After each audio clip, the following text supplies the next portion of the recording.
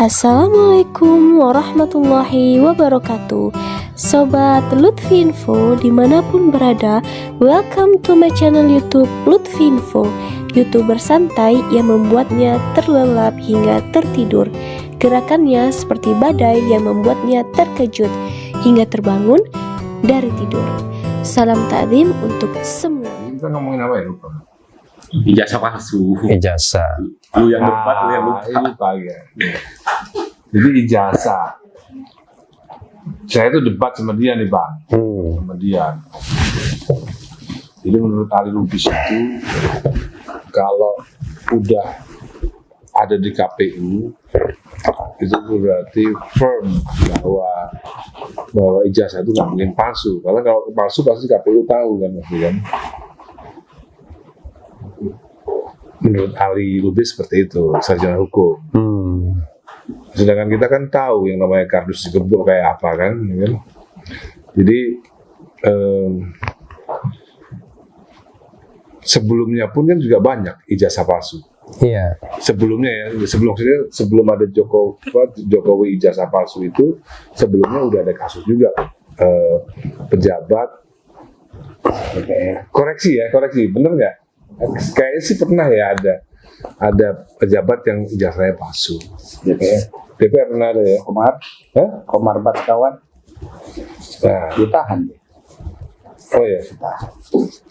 Jadi, Bang Refli gimana? Bener nggak? Enggak, ini kita nggak ngomongin Jokowi ijazah palsu. Enggak, jadi kalau kebenaran itu kan ada dua, ada kebenaran formil, ada kebenaran material. Kalau misalnya orang mendaftar ke KPU, lalu kata KPU ini sudah lolos, ya, dan verified, itu kan kebenaran formil. Artinya secara formil orang itu dianggap memenuhi syarat, kan begitu. Cuma kalau di belakang hari diketemukan fakta yang berbeda, maka kita bicara tentang kebenaran material. Nah, ya kan? Nah, kebenaran material itu secara formil udah benar dia, ya kan, mengikuti prosedur.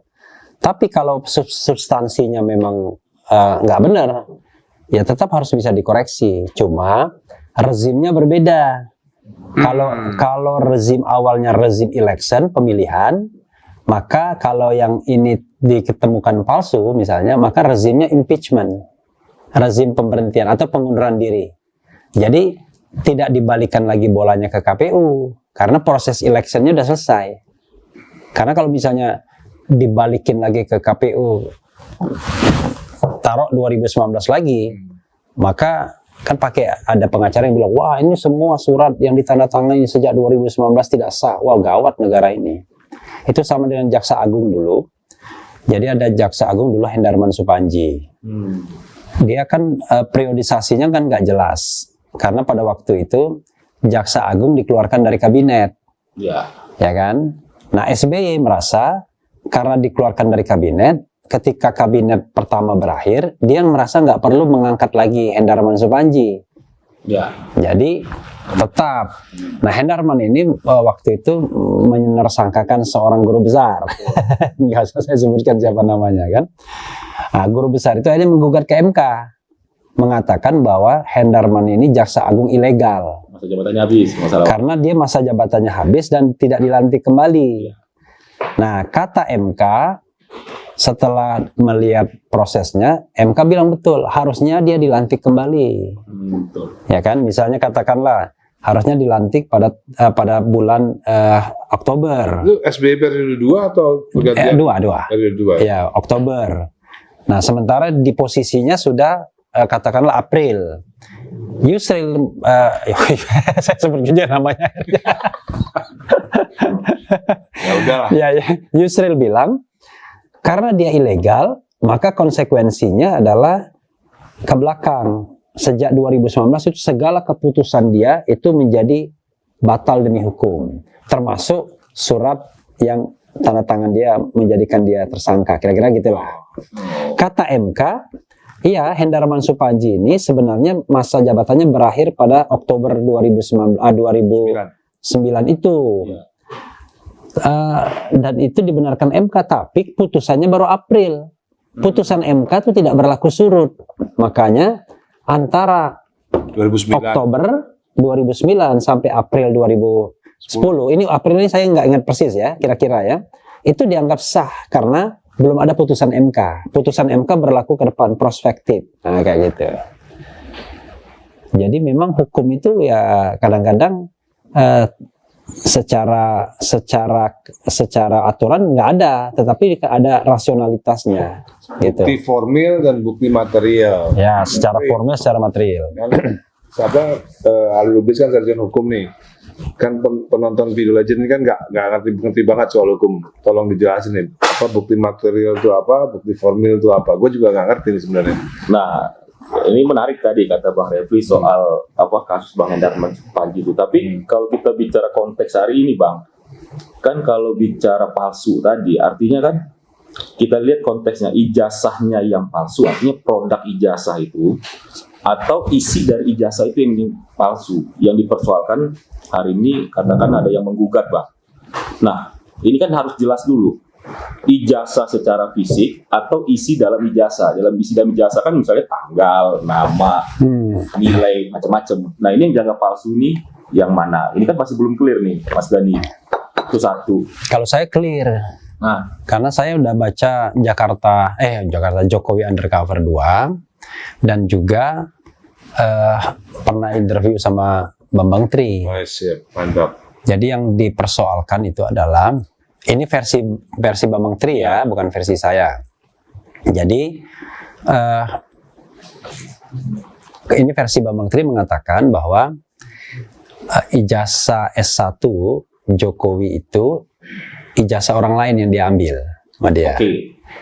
Ijazah. Nah, dia itu tamatan tahun 80 orang itu. Which is dia masih iparnya sendiri. Tamatan tahun 80. Sekali lagi dari Bambang Tri. Jokowi, Sri Adiningsi pernah mengaku sekelas waktu SMP di Solo. Sri Adiningsi ini tamatnya SMA-nya 81. Artinya Sri Adiningsi nggak pernah tinggal kelas, orang pinter kan. Artinya sebenarnya dia menghitung menurut versi Bambang Tri, kalau sekolah terus baru selesai tahun 81. Kok dia bilang dia angkatan tahun 80 masuk ininya. UGM. Ya. Nah, 80 itu ijazahnya namanya Hari Mulyono. Ya, Hari Mulyono. Hari Mulyono yang iparnya. Nah, dalam versi Bambang Tri, presiden sendiri tidak pernah kuliah. Nah, karena harus menyesuaikan dengan tahun 80-nya itu, maka dalam tanda kutip SMA, SMP, SD harus menyesuaikan juga dengan sekuen itu. Jadi dia mungkin punya ijazah SD sendiri, punya SMP sendiri, SMA sendiri, tapi sekuennya kan jadi nggak sama. Ya. Karena ujungnya harus 81 kan. Nah, ini karena ujungnya harus 80 ya ada penyesuaian. Nah, itu klaimnya Bambang Tri. Nah, hari ini misalnya saya baca ada konon menurut Bambang Tri ada namanya Joko Wahyudi. Joko Wahyudi itu orang yang menurut Bambang Tri lagi ijazahnya diambil oleh presiden, oleh Jokowi ya. Dan Joko Wahyudi ini menyatakan pernah ada yang telepon dia untuk membeli ijazah dia 10M. Itu yang lagi viral sekarang. Nah gitu ya, kita nggak tahu konteksnya apa ya, tapi salah satunya begitu. Nah jadi dia di ijazah kuliahnya ambil Hari Mulyono, ijazah SMA-nya ambil Joko Wahyudi.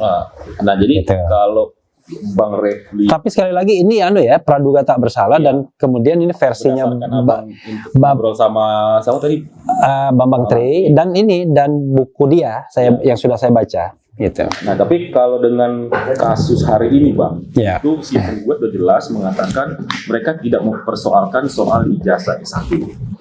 Nah, Ya. dalam gugatan mereka hari ini, penggugat mempersoalkan masalah ijazah SD, SMP, dan SMA. Kalau soal S1, mungkin Bang Refli, Mas Dani, dan teman-teman udah baca berita, pihak UGM pun sudah mengklarifikasi hal itu. Persoalan klarifikasi itu kan karena pihak otoritas langsung UGM ya itu kan hak mereka, Bang, mau membantah, mau macam-macam tuh, karena otoritas resmi langsung UGM yang dipersoalkan hari ini. Nah, yang menarik di sini kan, Bang, soal SD, SMP, dan SMA. Nah, yang menurut saya kemarin saya berdebat sama Mas Dhani itu, saya bilang, kalau bicara palsu, yang tadi saya bilang, apakah ijazahnya atau nilainya atau dalamnya itu, Bang. Nah, yang kedua, yang mereka hari ini persoalkan adalah menggugat perbuatan melawan hukum itu terkait Pilpres 2019. Di situ poin penting dari si penggugat itu yang agak menarik itu adalah mempersoalkan Pilpres 2019. Dikatakan Presiden Jokowi pada waktu itu memberikan keterangan dokumen palsu. Nah, yang menjadi problem kita hari ini, menjadi pertanyaan besar saya bilang sama Mas Dhani itu, kok yang dipersoalkan hanya sebatas Pilpres 2019 sementara yang namanya Jokowi ini udah ikut konsultasi Pilpres 2014. Artinya di sini saya melihat tidak cermat dan tidak teliti lah dalam konteks yang mereka persoalkan. Kenapa mesti 2019? Pada mentara kontestasi udah dicari 2014. Jadi kalau dalam logika hukum ini kan agak aneh gitu loh, Bang. Artinya kan kenapa itu kan menjadi satu kesatuan dokumen, dan saya pikir dokumen yang 2014 atau 2019 kan pasti tidak ada perbedaan dong secara logika, karena kan itu dokumen itu yang digunakan kembali kan gitu, Bang. Nah, jadi teman-teman si penggugat ini mempersoalkan 2019 itu satu. Yang kedua yang menarik itu turut tergugatnya, Bang.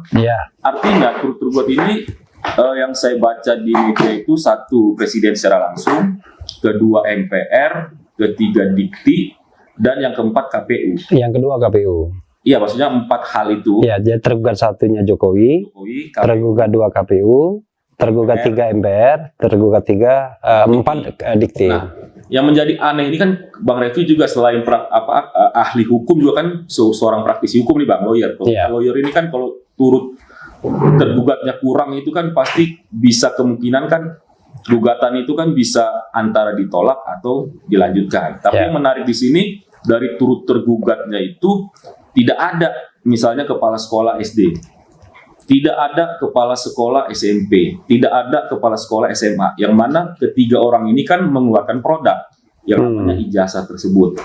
Nah, di sini agak aneh gitu, Mas. Kalau secara hukum kan kalau turut tergugatnya kurang itu kan ya berarti kan yang lu persoalkan ijazah, masa yang mengeluarkan ijazah nggak lu gugat, kurang lebih seperti itu, Mas.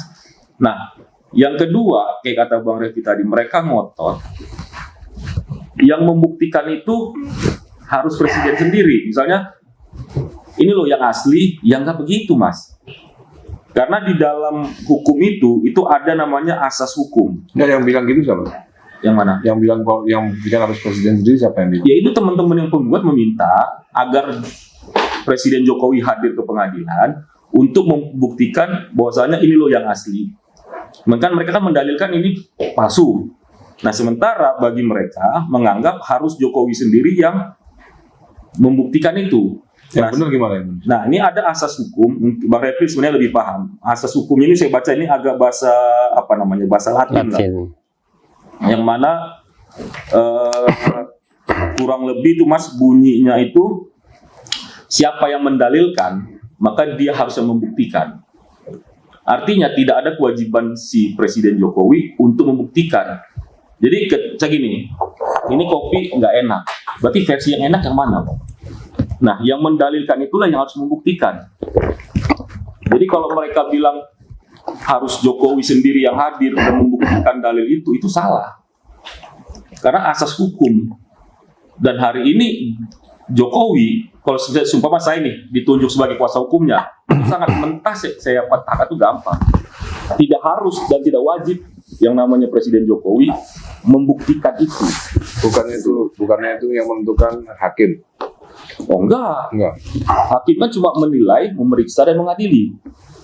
Nah, tapi dalil itu harus dia barengin. Saya kira kan ini palsu. Mereka harus punya yang asli. Nah, yang menjadi pertanyaan, kalau kita bicara perbuatan melawan hukum itu kan harus ada 4 unsur, Mas. Kalau kita bicara di pasal 1365 BW itu, yang pertama kan unsur perbuatan. Perbuatannya itu maksudnya gini. Nggak, sorry gue potong ya. Hmm. Kita kan sama-sama pernah mengalami kasus hukum, menjalani. Kalau misalnya itu nggak bisa, terus sidang hari ini digelar buat apa? Iya, nanti saya mau menjawab beliau nih, banyak hal yang saya mau garis bawahi ya. Gini bang, biar clear, Iya, biar nggak penontonnya setia Ahmad Dhani ini ngerti gitu kan.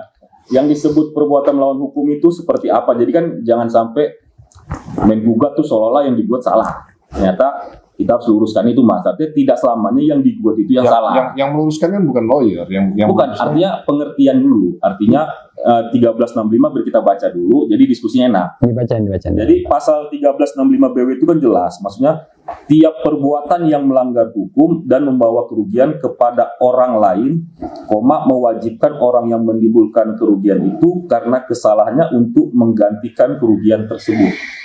Nah, kalau saya baca pasal ini berarti di dalam perbuatan melawan hukum ini ada 4 unsur yang harus dipenuhi. Yang pertama itu yang disebut perbuatan melawan hukum. Pertanyaannya, perbuatan melawan hukum seperti apa yang dilakukan Jokowi pada saat daftar ke KPU? Itu satu. Yang kedua, kesalahan. Artinya dari perbuatan tersebut, kesalahan apa yang timbul dari situ? Dari perbuatan itu kan harusnya kan menimbul kesalahan, mas. Nah, itu apa kesalahannya? Nah, yang ketiga ada yang disebut dengan kerugian. Nah, kalau kita bicara kerugian, berarti kan secara langsung si penggugat ini kerugian apa yang dialami. Nah, sementara hari ini umumnya di Indonesia kerugian itu kan bersifat material. Artinya kerugian yang bersifat nyata yang dialami langsung oleh penggugat. Yang keempat itu yang disebut dengan hubungan kausal. Kausal itu artinya antara si tergugat, perbuatan melawan tergugat ini dengan si penggugat, kerugiannya itu yang dialami korban itu langsung atau tidak langsung. Jadi kalau bicara perbuatan melawan hukum, 4 unsur ini harus satu rangkaian. Kalau dari 4 unsur ini tidak ada dalam satu rangkaian, maka 1000% hakim akan menolak gugatan tersebut. Artinya NO. Nah, coba kita simulasikan dengan kasus hari ini. Dari 4 ini, Bambang Tri, kita bicara kerugian. Secara individu kerugian apa yang dialami? Yang kedua, hubungan. Hubungan apa Jokowi dengan Bambang Tri? Kalau Jokowi tidak kenal Bambang Tri atau Bambang Tri tidak ada hubungan dengan Jokowi, berarti selesai dong. Apa yang mau gugat? Hubungan seperti itu. Tidak ada hubungan hukum antar mereka. Mereka mau jawab? Gitu loh. Ini kalau bicara perbuatan melawan hukumnya gitu. Ini banyak sekali yang saya mau tambahin, atau paling tidak ada yang sedikit saya ini kan. Jadi gini. Pertama ya, mengenai apa yang dia gugat. Yang dia gugat itu jelas ijazah yang tidak benar. Jadi bukan nilainya, bukan isi di dalamnya, tapi produknya, Bang. Produknya. Oke. Jadi itu udah jelas ya. Karena kalau kita lihat bukunya Bambang Tri, dan pasti ditaruhkan ke dalam gugatan tuh bahwa ijazah yang digunakan Presiden Jokowi itu adalah bukan ijazah dirinya. Dia menggunakan ijazah orang lain. Ini menurut si penggugat dong. Iya dong, pastilah. Kan yang saya katakan kan ini kan belum ada yang salah dan yang benar. Itu satu. Nah, yang kedua tadi disinggung ya, kenapa dia tidak gugat kuliahnya. Ini ketika saya interview sama Bambang Tri, ada sedikit menurut saya ke cara pandang dia yang menurut saya keliru. Dia menganggap bahwa tidak perlu kuliahnya karena syarat untuk menjadi presiden cukup SMA. Betul. Karena itu bagi dia cukup dia buktikan SMA-nya palsu, selesai lah barang itu. Tapi kalau menurut saya nggak begitu. Bahkan saya mengatakan begini, SD, SMP, SMA-nya asli, tapi yang palsu kuliahnya, itu tetap dia bisa di-impeach. Kenapa? Karena dia melakukan perbuatan tercela. Kan klausul impeachment. Iya. Ini aku agak melihat sesuatu pandangan yang berbeda antara Ali Lubis sarjana hukum dan Bang Refli. Ali Lubis tadi dari tadi itu ngomongin soal KUHP. Bukan KUHP, Bos. Perdata. Perbuatan melawan hukum. Oh, sorry ya. KUH Perdata. Perdata ya. Nah, Bang Refli yang diomongin tata negara. Enggak, belum. Saya baru ngomong mengenai konstruksi kasusnya. Oke. Ya, jadi konstruksi kasusnya. Jadi konstruksi kasusnya itu adalah tadi satu, yang digugat adalah ijazah palsu, ya, ijazah orang lain yang digunakan. Kemudian kenapa tidak digugat S1-nya? Karena kata Bambang Tri, kan SMA syarat untuk menjadi presiden. Padahal saya katakan, kalaupun ijazah SD, SMP, SMA-nya itu asli, dan yang palsu itu sarjananya, itu tetap ada konsekuensi pemberhentian presiden. Karena presiden sudah melakukan perbuatan tercela. Atau kalau kita lihat misalnya penggunaan ijazah palsu itu pelanggaran yang ancaman hukumannya misalnya 5 tahun lebih, itu kejahatan berat lainnya. Jadi tetap objek untuk pemberhentian itu ada. Itu satu. Jadi karena itu menurut saya, kalau dia menemukan bukti bahwa ijazah, ya. Kan Ali tadi bilang, kata dia kalau tidak ada kerugian di pihak Bambang Tri, Nanti itu belum. kan saya kan jawab satu-satu kan. Kan dia kan tadi. Nah, jadi tetap ijazah sarjananya, oke. Karena itu Bukan harusnya, nilainya. ya karena itu menurut saya ijazah sarjananya harus juga digugat juga, ya, oke. Lalu yang ketiga, ya, tadi mengatakan kenapa yang digugat itu pihak bukan sekolahnya, ya kan? Pengeluar produk Ya. saya. Sebenarnya mereka nggak salah. Jadi sekolah itu nggak salah, karena sekolah itu kan tidak mengeluarkan produk yang palsu. Yang kan sekolah itu mengeluarkan produk buat misalnya si A, si B, si C. sekolahnya kan mengeluarkan produk yang asli. Iya, lalu Pemalsuannya siapa yang melakukan? ya gitu. Jadi kalau menurut saya, ya cukup yang digugat itu ya Presiden Jokowi kalau misalnya pelakunya Karena dia. yang diduga pelaku pemalsuannya. Tapi kan harus ini bang, harus si pengeluarga itu kan misalnya memberikan keterangan. Oh enggak, nanti Nah. itu pembuktian. Iya. Jadi menurut saya yang perlu digugat itu cukup Presiden Jokowi yang aja. diduga memalsukan. Ya, Bukan- sebenarnya. Iya benar. Karena kalau KPU misalnya, ya, karena kalau KPU digugat, ngapain juga KPU, karena proses election sudah selesai, ya kan? Jadi sebenarnya paling top itu sih cukup satu aja, oke ya, itu harusnya situ. Nah berikutnya tadi kalau kita bicara perbuatan melawan hukumnya jelas ya, memalsukan ijazah kan perbuatan melawan hukum. Kemudian Memalsukan bukan kepala sekolah. bukan dalam Gurunya. konstruksi, dalam Iya. konstruksi. Tapi hari ini kan yang menilai palsu atau tidak palsu Oh nanti itu kan ada otoritas yang enggak, itu bukan nanti itu proses pembuktian. Nah, lalu kemudian kita bicara hubungan kausalitas. Kalau kita bicara hubungan kausalitas, ini ada berimpit antara tata negara dengan perdata, ya kan? Jadi, walaupun ini kasus perdata, tapi konsekuensinya tata negara. Ya kalau itu ya betul. Ya, jadi kalau seandainya nanti bisa dibuktikan bahwa ijazah ini palsu, kan begitu, maka konsekuensinya adalah secara moral, ya, harusnya presiden mengundurkan diri.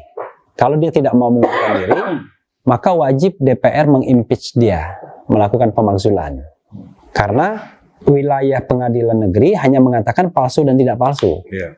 Nggak bisa dia memerintahkan DPR bersidang dan lain sebagainya, atau memerintahkan presiden mengundurkan diri, nggak bisa. Karena kalau permintaannya ke sana, maka gugatan ini akan dinyatakan tidak memenuhi syarat, karena bukan kewenangan pengadilan negeri. Betul. Tapi ini dia udah belajar nih, Egy Sujana CS ini dari gugatan sebelumnya. Jadi dia nggak minta macam-macam, dia cuma minta deklarasi bahwa ini palsu, itu aja. Nah, dengan deklarasi palsu itulah nanti dibawa kemana-mana, dibawa ke politik, ranah hukum tata negaranya, kan jadi ada dimensinya. Nah, kalau dikatakan hubungan kausalitas antara Bambang sama Jokowi, kalau kita separuhnya ranahnya tata negara, itu yang namanya gugatan itu bisa mewakili kepentingan banyak pihak. Jadi tidak harus dia punya kaitan langsung. Sebagai contoh misalnya, kalau kita menggugat presidensial threshold misalnya, Itu class action gitu kurang lebih bang. Iya, Pilih iya, kelompok. Tapi iya. ini kan pribadi individu, itu yang jadi iya, tetapi dia sebenarnya mewakili kepentingan orang banyak, bukan kepentingan pribadi dia, kepentingan orang banyak. Jadi kalau Kepentingan misalnya, warga negara lah. iya, kepentingan warga negara, Iya. kepentingan republik ini, sama seperti saya misalnya mengajukan presidensial threshold. Nanti orang tanya, ngapain kamu, nggak ada kaitannya. Padahal saya mengajukan permohonan itu itu mewakili kepentingan orang banyak. Kan secara teoritis tidak mungkin 270 juta rakyat Indonesia menggugat. Karena itu harus ada orang yang mewakilinya. Nah, Bambang Tri itu mewakili kita sesungguhnya. Jadi dia menggugat dalam ranah perdata, tetapi dengan konsekuensi hukum tata negara. Nah, pertanyaannya adalah bagaimana restorasi dari kerugian itu, kan begitu kan? Untuk semacam kerugian yang timbul. Kerugian yang timbul adalah kerugian yang sifatnya bukan material, ya, non material. Kerugian apa? Bisa didalilkan. Misalnya, kalau seandainya kita dipimpin oleh orang yang menggunakan ijazah palsu, ya kan? Kerugian itu kan kita bisa dalilkan. Sebagai warga negara, ya kita merasa rugi.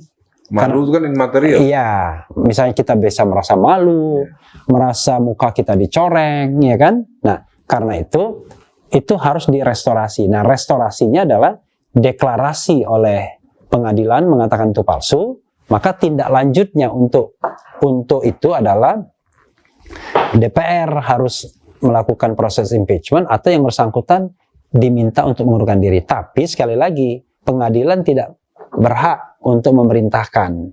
Tetapi dengan deklarasi itu nanti akan ada semacam desakan untuk mengundurkan diri, kan begitu. Nah, kira-kira begitu. Ya, gitu. Ini menarik Bang ya tadi yang saya bilang tadi itu kalau bicara gugat ini kan yang kita bacakan PMH Bang, bukan class action, itu satu. Kalau tadi yang Bang Refli bilang mengatakan mewakili dan lain-lain itu kan sifatnya class action.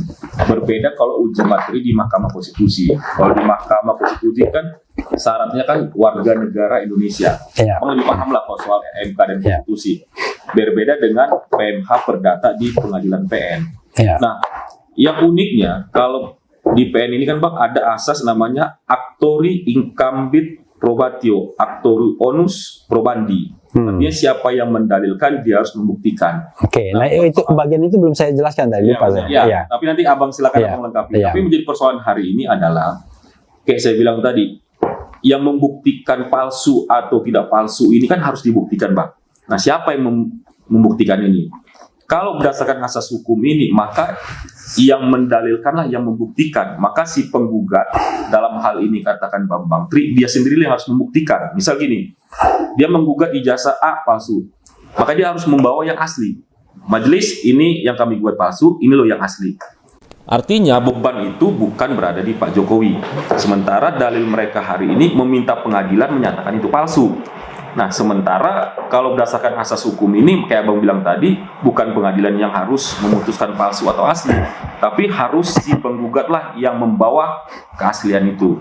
Nah, yang kedua Bang, jadi misal gini,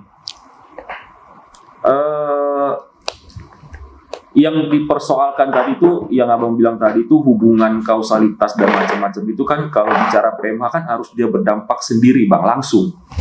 PMH itu Bang, nggak bisa kalau kita uji materi di MK kayak Abang bilang tadi, uji materi undang-undang presiden threshold, ketentuan presiden threshold dan lain-lain kan itu mewakili warga negara karena memang ketentuan itu diatur oleh MK sendiri, warga negara bisa uji materi. Tapi kalau PMH kan nggak bisa Bang, harus dia dampak sendiri langsung. Karena kan kita bicara ini kan bicara kerugian material si penggugat, kecuali dia class action. Ada keterwakilan kelas namanya, keterwakilan kelompok, itu beda. Nah, yang kedua, kalau hari ini kita lihat itu, kenapa hanya sekedar 2019? Itu juga belum saya singgung ya. Nah, ini kan menjadi pertanyaan-pertanyaan publik Bang. Kok mereka mempersoalkan 2019? Artinya kayak saya bilang tadi, kalau saya ditunjuk jadi pengacaranya Presiden Jokowi, dalil-dalil seperti ini tentu sudah dapat dan sangat mudah dipatahkan. Dan yang kedua, apakah si penggugat pernah investigasi? Contohnya gini Bang, mereka menganggap SD, SMP, SMA, ijazah semua palsu. Pernah nggak mereka menelusuri langsung, mendatangi langsung pihak sekolah? Artinya mencari kebenaran dulu. Misalnya yang mereka katakan hari ini palsu, mereka telusuri, oh ternyata aslinya begini. Ternyata yang mereka cross-check di KPU, ternyata beda. Nah, pernah nggak mereka melakukan ini? Artinya mengecek dulu sebelum mereka dalilkan. Ini gampang saya jawab. Pernah nggak Ali baca buku Jokowi undercovernya.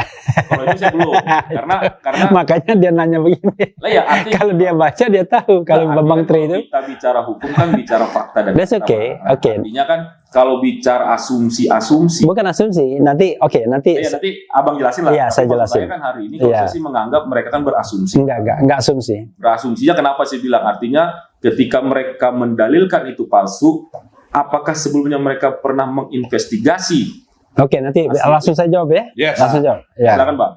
Nah, jadi gini, soal yang terkait dengan apa tadi yang pertama tadi yang belum saya jawab? Dalil. Nah, dalil. Siapa yang mendalilkan ya? Jadi gini, kalau gugatan ini cuma datang ke hakim, Pak Hakim, kami mengatakan ya mendapatkan informasi bahwa ini ijazahnya palsu. Maka terhadap permohonan seperti itu nggak usah diproses. Kenapa? Karena siapa yang mendalilkan dia harus membuktikan itu tidak akan tercapai azas itu, kan begitu. Tapi tidak untuk kasus Bambang Tri ini. Jadi Bambang Tri itu kalau kita baca Jokowi Undercover, dia sudah melakukan investigasi. Makanya dia bisa membuat buku ratusan halaman. Jadi dia sudah datang ke sekolah, datang ke... Sorry aku potong Bang. Iya, Jadi Ali ini kan belum baca Jokowi Undercover 2. Jadi sebenarnya gini nih, investigasinya itu ada di buku itu. Di buku itu ada. Gitu. Nah, Paham. jadi dari Jokowi Undercover itu, dia sudah mendapatkan sejumlah dokumen. Bahkan di situ disebutkan ada perbedaan, ya kan, antara ijazah asli sama ijazah tidak aslinya. Kemudian Photoshop dan lain sebagainya, nama yang berbeda, kemudian nomor seri dan lain sebagainya. Termasuk Nama juga, dekan. ya nama dekan. Ada kesalahan tertulis SMA 6 Jogja padahal SMA 6 Surakarta. SMA 6 Jogja itu yang Hari Mulyono itu. Nah, itu sudah lengkap apa yang diinvestigasi oleh Bambang Tri itu. Makanya dia berani membuat sebuah buku. Pertanyaannya, apakah itu valid apa enggak? Nah, Ya. untuk mengetahui valid apa enggak, kan pengadilan. Makanya dia gugat ke pengadilan. Nah, ketika dia menggugat ke pengadilan, tentu dia sudah mendalilkan palsu berdasarkan hasil investigasi dia, dan itu akan menjadi barang bukti dia. Oke. Nah, berdasarkan gugatan tersebut, kan hakim harus mendengarkan kedua belah pihak, nggak boleh dia satu pihak. Karena kalau hakim cuma mendengarkan satu pihak, maka pihak yang digugat akan dirugikan. Maka dia panggil Jokowi, panggil MPR, panggil KPU, panggil Kemendikbudristek. Nah, dengan memanggil kedua belah pihak itu, dia akan memenuhi azas hukum untuk mendengarkan Audi et al. Trump Barton, mendengarkan kedua belah pihak. Nah, kalau seandainya misalnya dikatakan, wah, yang menggugat, yang mendalilkan, wah, itu udah menang dia, karena dia sudah membawa bukti.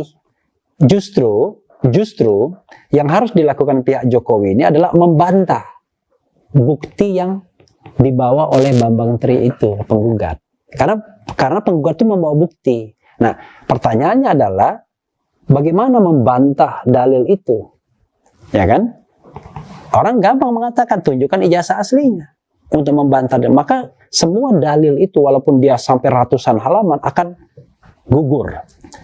Itu yang namanya alat bukti mahkota, kan kira-kira begitu. Anda mau ngomong apapun nih aslinya, tetapi pernyataan-pernyataan dari teman Pak Jokowi di Ambarukmo, pernyataan dari UGM, pernyataan dari kemarin ada Pak Bambang yang datang yang tadi, Teman sekolah dan itu nggak bernilai. Bukan bukti material. Iya, bukan. Bukan.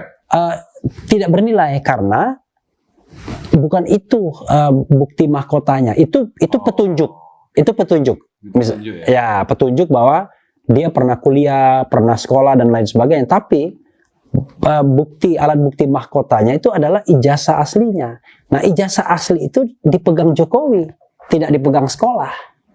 Jadi sekolah kalau ditanya mana ijazah aslinya, ya mana tahu, saya udah kasihkan.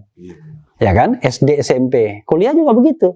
Jadi ketika UGM mengatakan dia asli, nah UGM hanya mendasarkan diri pada catatan administratif bahwa si X ini pernah kuliah tahun 80, keluar tahun 85. Jadi sebatas dicatat. Iya, tapi jangan lupa Bambang Tri mendalilkan enggak. Pak Jokowi kalau dia sekolah terus 81 dia baru lulus sekolah. Jadi nggak mungkin dia masuk 80 karena dia Sri Adiningsi mengaku bahwa dia teman SMP.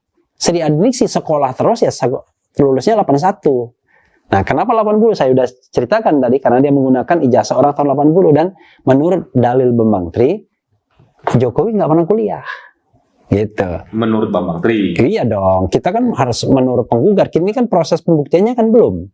Kita tidak tahu siapa yang benar, siapa yang salah. Tapi sekali lagi, yang penting itu sebenarnya harus kita dibuktikan. nggak boleh punya asumsi bahwa Jokowi pasti benar, Jokowi pasti salah. Iya, nggak boleh. Harus pembuktian. Nggak Gitu. boleh. Tapi yang Bambang menarik- Tri pasti nipu. Iya, nggak boleh. Tapi yang menarik Mas, kalau bicara tadi, kita bicara proses hukumnya. Mungkin kalau bicara dari segi buku yang ditulis dan lain-lain, mungkin apa yang disampaikan Bang Refli kan berdasarkan buku tersebut. Tapi kalau bicara proses hukum hari ini, maka kalau kita kaitkan dengan asas yang tadi disampaikan Bang Refli itu, makanya ada istilah kalau si penggugat tidak bisa mendalilkan atau membuktikan gugatannya Mas, maka si tergugat itu terbebas untuk membuktikan. Artinya kayak saya bilang tadi, kalau bicara proses hukum, lu yang gugat palsu, mana aslinya. Jadi Jokowi ini nggak kayak kata Bang Refli, nggak mesti serta-merta dia berkewajiban membuktikan kalau bicara gugat perdata. Karena kalau bicara palsu dan asli hari ini ada namanya ranahnya pidana, itu bisa kepolisian yang ngecek. Artinya gini, kalau disangkakan palsu, berarti kan dia bisa dong membuat dokumen palsu, itu pasal 263 kalau dipidana. Tapi kan enggak, karena dia membawa ke pengadilan, gitu loh Mas, dan dia gugat itu. Perbuatan melawan hukum secara pribadi beda dengan class action. Kalau ini disampaikan Bang Refli tadi, mewakili kelompok, dia satu mewakili 270 juta, itu hal yang terpisah kalau bicara proses hukum yang mereka tempuh hari ini, gitu loh Mas. Jadi yang saya persoalkan itu Bang, sesungguhnya proses hukumnya Bang. Kalau proses yang Abang bilang tadi berdasarkan buku dan lain-lain, itu mungkin kan sepihak. Dan belum tentu valid kalau kata Bang Refli. Jadi akhirnya pertanyaannya seperti ini, seandainya ada seseorang yang ragu, terus bagaimana cara menggugatnya? Kalau misalnya memang Bambang Tri ini yakin kalau ada ijazah palsu, pembuktiannya gimana? Jadi gini, Bisa pakai ini Bang, lapor polisi Mas. Artinya gini, sorry, biar agak clear dulu. Misalnya menyatakan kayak contoh sertifikat, Mas Dhani mengatakan bahwasanya sertifikat yang dipegang si A palsu. Kenapa Mas Dhani bisa bilang palsu? Berarti megang asli. Iya dong. Kalau nggak, dasar hukumnya apa Mas Dhani bilang itu palsu? Artinya Mas Dhani pegang yang asli. Minimal pernah lihat yang asli. Minimal. Baru bisa mendalilkan itu palsu. Sehingga dengan langkah hukum pertama adalah lapor ke polisi. Itu namanya pasal 263. Dokumen palsu. Pembuat dokumen palsu. Nah, dalam konteks hari ini si Bambang Tri, pertanyaannya, apa pernah dia lihat yang asli? Satu. Apa pernah atau dia pegang yang asli produknya? Juga belum tentu. Kalau berdasarkan investigasi mungkin dia cuma mengaitkan tanggal tahun. Enggak juga, dia lihat. Dia lihat. Bahkan dia lihat, dia foto. Makanya dia dapat foto-foto itu. Aslinya dari lihat di mana Bang? Kan aslinya kan dipegang Jokowi kayak Abang bilang. Bukan. Kan gini, ketika kita bicara tentang keaslian sebuah dokumen itu tidak mesti di Jokowi sendiri. Karena begini, bisa jadi di Jokowi itu tidak ada yang aslinya. Hati-hati. Bisa jadi nggak ada. Contoh ya, saya kasih contoh. Dia menyertakan ijazah tahun 80. Padahal harusnya dia tamat SMA 81. Kalau dicari aslinya nggak ada di Jokowi. Karena dia menggunakan fotokopi pasti. Yang aslinya punya orang. Tahu kan? Ini asli, ini fotokopi, lalu diperbaiki namanya, dan lain sebagainya. Nah, karena itu, dalam proses pembuktian, seorang Bambang Tri, dia akan mencari ijazah tahun 81 itu yang pernah keluar itu seperti apa formatnya. Nah, salah satu yang dia permasalahkan adalah format. Ternyata ijazah tahun 81 begini formatnya. Ijazah tahun 80 begini formatnya. Termasuk nomor induk. Ketika misalnya Pak Jokowi mengklaim nomor induk dia 8 berapa 200 sekian, Bambang Tri mengatakan nggak mungkin. Karena itu cuma 4 kelas. Satu kelas isinya 40. Ya kan? 40 kali 4 cuma 160, nggak mungkin 200-an. Ya kan, itu kan semua kan petunjuk. Nah, juga ketika ijazah S1. Ketika ijazah S1, dia bandingkan dengan ijazah-ijazah yang keluar pada tahun yang sama. Ijazah yang keluar pada tahun yang sama itu misalnya hurufnya biasanya menggunakan huruf indah. Huruf indah kan? Tulisannya. Ya, tulisan indah kan? Wah, Refli Harun. Tapi untuk kasus Joko Widodo, tulisan biasa, tulisannya Joko Widodo ditulis begitu doang. Coba lihat di bukunya itu. Nah, karena itu kan satu petunjuk. Oh, ternyata berbeda. Lalu kanan kirinya ada nomor yang versi yang ijazah dikeluarkan itu. Di Pak Jokowi nggak ada nomornya. Lalu di buku alumni tertulis asal SMA-nya SMA 6 Yogyakarta. SMA 6 Yogyakarta itu menurut Bambang Tri sekali lagi Hari Mulyono. Jadi barangkali dalam versi itu dia membuat lembaran sendiri tapi lupa mengubah semuanya, kira-kira begitu. Nah, jadi sebenarnya banyak bukti yang sudah disampaikan. Maka sekarang pertanyaannya adalah untuk mematahkan bukti itu Pak Jokowi harus menghadirkan ijazah dia yang asli. Pertanyaannya adalah kalau dia misalnya memang palsu ijazahnya, ini kan kita diskusi ya, maka kan tidak akan pernah ada yang asli itu di dia. Karena yang asli itu punya orang lain. Paham kan maksud saya? Tahu. Iya kan? Jadi kalau misalnya tolong Anda bawa ijazah yang belum tentu ada. Kalau memang ada, case close, selesai. Nggak gini, Bang. Gitu. Untuk lebih meluruskan satu hal ya. Iya. Pak Presiden itu wajib nggak datang ke pengadilan untuk memberikan ijazah yang asli? Wajib nggak hukum? Jadi bukan dia yang diwajibkan, tetapi hakim wajib memanggil.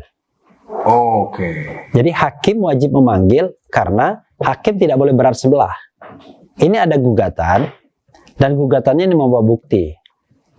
Hakim tidak boleh sembunyi-sembunyi lalu tiba-tiba memutuskan dan membenarkan tanpa mendengarkan pihak yang digugat. Maka kemudian pihak yang digugat dipanggil juga. Hakim juga nggak bisa memutuskan bahwa ini adalah ijazah asli. Kalau misalnya tergugatnya tidak hadir dan tidak menggunakan kesempatan untuk membantah dalil yang disampaikan oleh penggugat, maka hakim bisa membenarkan itu. Karena gugatan penggugat dengan bukti-buktinya tidak dibantah. Artinya dianggap benar. Nah gitu. Gimana Pak? Jadi, prosesnya berarti gimana prosesnya? Kalau soal wajib hadir, mungkin benar yang disampaikan Bang Refli, tapi wajib membuktikan itu tidak wajib. Tetap dibebankan kepada si pendalil. Enggak, memang ini dia nggak salah. Ini dua hal terpisah, Mas. Iya, dia nggak salah. Tadi mesti paham dulu nih. Wajib hadir, artinya dipanggil pengadilan secara resmi karena tergugat, atau wajib membuktikan. Kalau wajib hadir, sesuai kata Bang Refli, namanya kalau panggilan sidang itu namanya relas. Ketika tergugat pasti dipanggil oleh majelis. Panggilan 1 nggak datang, panggilan 2 kan gitu. Makanya kalau ini disebutlah putusan first take. Tapi dalam konteks gugatan perdata ini, kalau Pak Jokowi tidak mesti hadir juga bisa, artinya bisa dikuasakan. Oh iya, jelas. Nah, artinya melalui pengacara itu sah, Mas. Tapi apakah kembali wajib membuktikan? Tidak wajib. Ini nggak wajib. Nah, artinya juga kalau tidak dibuktikan, artinya hakim bisa memutuskan bahwa itu palsu. Bisa, karena Bisa. dia tidak membawa yang asli si penggugat. Nah itu loh. Oh bukan begitu. Mas Randi bilang kalau misalnya Jokowi tidak mengkanter, sebenarnya gini, bukan membuktikan. Jadi kita harus balikin ke terminologi yang benarnya. Jadi terminologi yang benarnya memang beban pembuktian itu pada penggugat, karena dia mendalilkan, maka dia harus membuktikan, ya kan? Sementara pihak tergugat itu punya option, apakah dia membantah atau tidak. Contoh misalnya, wah ngapain gugatannya ngawur, saya bantah, nggak ada penting-pentingnya, ya kan? Nah, tetapi untuk menghormati pengadilan dia tetap hadir, karena bisa diputus di luar kehadiran First take. First take itu di luar kehadiran tergugat. Nah, Tapi persoalannya adalah dalam kasus Bambang Tri ini justru Presiden Jokowi harus mematahkan apa yang didalilkan oleh Bambang Tri itu. Karena Bambang Tri itu tidak datang dengan kosongan. Dia datang dengan sejumlah bukti, gitu lah, dengan sejumlah dalil, dan itu hasil dia investigasi yang menghasilkan buku dengan ratusan jumlah halaman dengan gambar-gambar dan bukti-bukti. Itu dalil tidak meyakinkan hakim. Misalnya dalil itu tidak meyakinkan hakim gimana? Loh, misalnya hakim itu kan harus memutus berdasarkan alat bukti. Alat buktinya tidak dibantah. Kan di dalam kasus pidana sama perdata beda. Dalam kasus pidana, hakim mencari kebenaran material.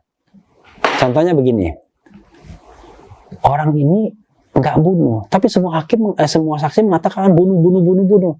Tapi hakim merasa yakin dia nggak bunuh, maka berdasarkan keyakinan hakim bisa membebaskan dia. Tapi kalau perdata, hakim melihat bukti formilnya. Jadi contoh misalnya, Ali sama saya utang piutang. Tahu utang piutang, Mas Dani tahu. Tapi di pengadilan dia nggak bisa membuktikan bahwa saya berutang sama dia. Suratnya nggak ada, apanya nggak ada. Karena formil sifatnya, hakim mengatakan nggak ada utang piutang itu. Nah, ini formilnya Bambang Tri mengatakan ini ijazahnya palsu, buktinya ini dan lain sebagainya. Nah, bukti ini harus dibantah. Kalau nggak dibantah, maka hakim hanya punya ada bukti ini doang. Gitu loh. bukti material. Iya, buktinya cuma ini doang. Yang nggak dibantah. Nah, gitu. tapi ada yang menarik, Mas. Sebelum menuju pembuktian, Bang, ini saya potong. Kayak saya bilang tadi, yang namanya PMH itu perbuatan melawan hukum harus ada unsur. Unsurnya itu ada 4 tadi yang disebut satu kesatuan. Kalau unsur PMH-nya tidak dapat tidak mengalami satu kesatuan unsur tadi, maka hakim dalam putusan sela bisa menyatakan itu NU. Gugatannya ditolak sebelum menuju pembuktian. Kalau tadi kata dinyatakan tidak dapat diterima. Ya, artinya ketika tadi Bang Refli bilang misalnya Jokowi melalui kuasa hukumnya harus membuktikan yang asli pada saat itu pada saat proses pembuktian. Tapi sebelum menuju pembuktian harus ada yang namanya unsur tadi itu harus satu kesatuan, Mas. Kalau nggak ada unsur dari 4 itu, maka gugatan tidak dapat diterima, artinya ditolak. Nah, pertanyaan saya bilang tadi, ketika PMH ini, yang dirugikan apa? Yang kerugiannya Bambang Tri ini apa secara materi? Karena ini PMH loh, bukan class action. Artinya dia pribadi. Dan dalam gugatan ini dia tidak mengajak orang sebagai penggugat. Tidak mewakili kelompok apapun, dia pribadi loh. Misalnya mewakili kelompok, katakan masyarakat apa, kan gitu Bang, atau mewakili organisasi apa, itu gugatan class action. Tapi ini enggak, tapi dia bawa badan sendiri. Tapi sebenarnya gini, saya luruskan dulu juga, itu semuanya PMH juga, jadi perbuatan melawan hukum juga. Tapi jenis gugatan yang beda. Tapi ya ada gugatan individual, ada gugatan class action, kan gitu. Nah, justru saya berpikir ini kan harus ada dimensi politiknya. Hakim ini hari-hari belakangan ini akan pusing kepalanya. Bagaimana caranya menghindar? Seandainya memang indikasi, mohon maaf ya, indikasi palsu itu ada. Kenapa? Gila aja kita tiba-tiba hakim mengatakan itu palsu, ya kan? Itu kan kita harus berhitung politiknya. Makanya dalam gugatan sebelumnya Egy Sujana CS kan dinyatakan NU. NU itu bukan ditolak, tidak dapat diterima. Karena dianggap unsur-unsurnya itu tidak terpenuhi. Nah, justru saya mengatakan sekarang hakim ini bukan sedang berpikir membuktikan.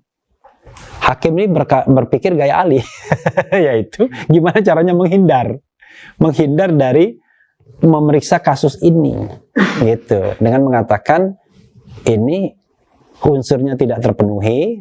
Jadi dalil Ali ini bisa digunakan hakim kalau didengarnya nanti untuk menghindar. Padahal ini gugatan sama PMH semua. Kalau dibilang kerugian ya Bambang tadi rugi. Jadi gini, dalam gugatan class action itu rugi semua orang, walaupun dia tidak menggugat, karena itu didalilkan kan. Dalam gugatan individual ini ya apalagi pasti rugi. Jadi ruginya itu tidak selalu material, non material juga.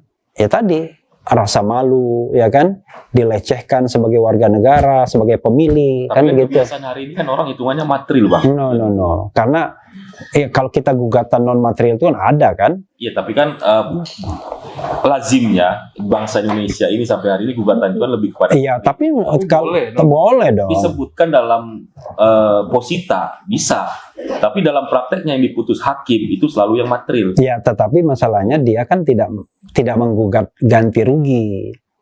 Dia cuma menggugat, Menyatakan asli menyatakan, atau palsu. ya itu nggak apa-apa juga. Jadi justru ketika kalau Bambang Tri mengatakan berdasarkan itu saya minta 1 triliun, wah itu malah dilecehkan orang dia.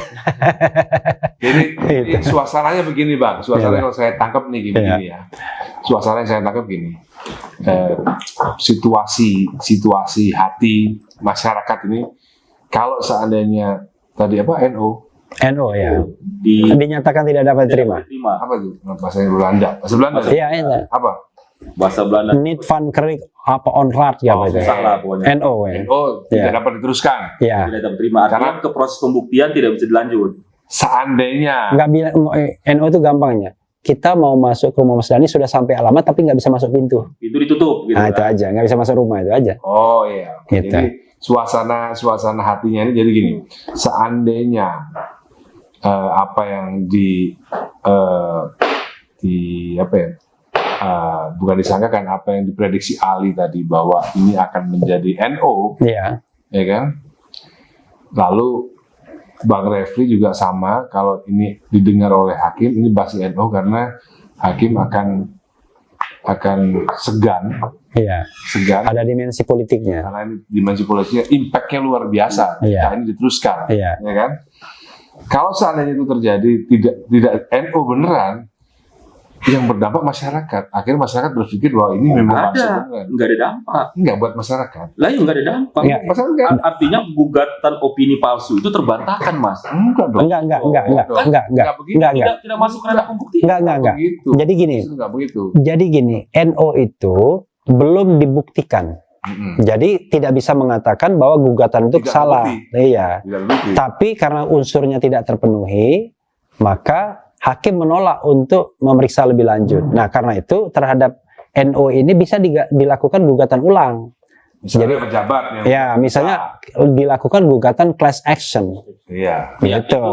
Misal. Bahasan lain. Ya, Tapi it's dalam okay. konteks hari ini, kayak kata Bang Refli tadi, bahwa peluang NO itu bukan berdasarkan, kalau saya berpribadi Bang, bukan suasana politik, Bos. Hakim itu kan independensinya jelas. Ini pelajaran Masa. ini pelajaran pengantar ilmu hukum ini baru. Kan beliau dosen. belum sosiologi hukum dia. Artinya Pak, yang mau saya sampaikan di sini, kalau kita mengatakan semua dikaitkan dengan politik ini kan seni yang tidak mungkin menjadi mungkin, atau sebaliknya, yang tidak mungkin jadi mungkin. Itu kan kalau bicara dimensi sosiologis kan. Maksud saya gini, kalau seandainya ini NO itu artinya unsur tidak terpenuhi. Titik. Iya, unsur. Bukan. Kalau NO itu artinya perdebatan ini belum selesai. Jadi spekulasi liar di masyarakat akan terus berkembang. Iya. Karena makanya Jadi jangan salahkan masyarakat Iya. jika berpikir bahwa nanti ini karena ijazahnya memang palsu. karena itu menurut Kita nggak saya bisa nyalain masyarakat. Kalau memang berpikir seperti gini, itu. sebenarnya ini imbauan aja untuk Presiden Jokowi mudah. Kalau memang ijazahnya tidak palsu, maka segera saja ikutin persidangan, bawa yang aslinya, tunjukkan, case close, selesai. Udah 100% tidak akan ada lagi gugatan atau perdebatan di masyarakat. Kalau masih ada yang mempermasalahkan itu hoax, karena sudah ada ditunjukkan yang aslinya. Nah, sementara ini sepanjang atau sependek yang saya tahu, belum pernah sekalipun Presiden Jokowi itu menunjukkan ijazahnya yang asli itu. Yang asli itu yang bukan fotokopian, loh.